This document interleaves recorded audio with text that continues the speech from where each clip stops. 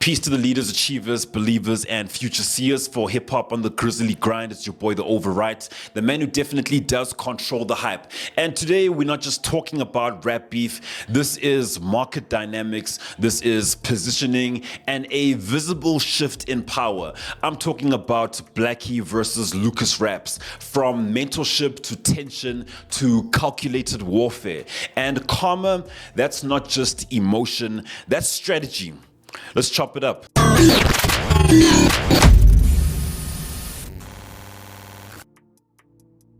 Okay, so let's rewind.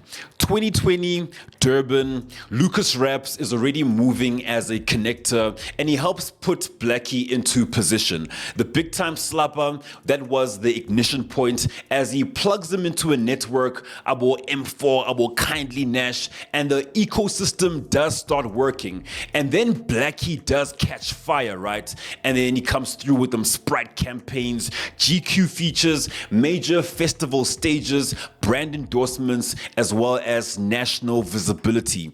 Blxckie didn't just pop, right? He ran the full playbook. And with Lucas, he did stay in the background, sharpening, building, and learning the game a little bit deeper. And then the relationship does shift.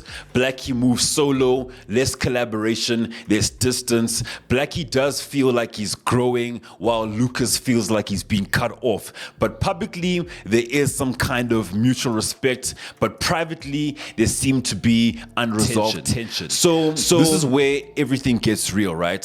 From a brand manager's perspective, Blxckie has done everything from Sprite to GQ, every single major stage, every single major look, every single cosign. He's been everywhere, and in marketing, that does come with a cost. So in marketing, we call that overexposure, because once a brand has used you in every single touch point, the next question becomes who's next. And when you look at Lucasraps from a brand perspective, he fits the gap perfectly. He's not really overused. He has a strong organic following. He's aesthetically aligned with global standards, and his music is evolving and growing with his audience. And most importantly, he does understand the industry and he does know how to move. Okay, so from a competition perspective, that is dangerous, because now Lucasraps is not just an artist, he's a viable replacement in the ecosystem.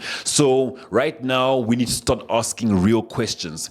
If Blxckie really had this energy, why did he not respond earlier? Because back then, if you were to ask me, he did not need to, right? He was too big. And when you big, right, silence is power. But right now, silence looks like a decline. So Karmaa, in my humble, not so humble opinion, is not just a diss. It's more of a positioning move. And it's more of a way to disrupt Lucasraps' climb.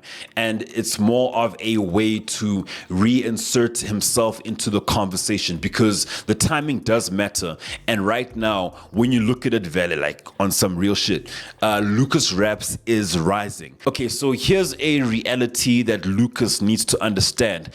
From my humble, not so humble perspective, I feel like Lucasraps should not even respond. And I know that what I just said is somewhat controversial based on my last video. But then when you look at the internet, it's already biased towards Blxckie's popularity. So already it's not a fair fight.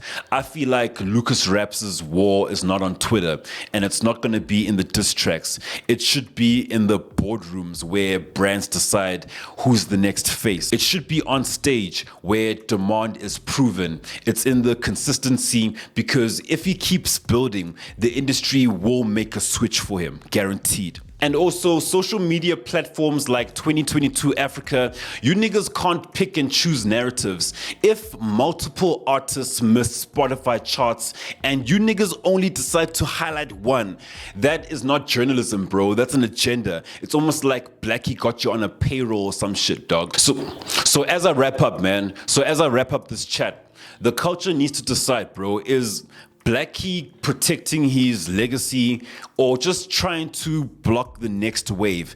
And is Lucas ready? Not for this rap beef, but for the position? Let me know in the comments.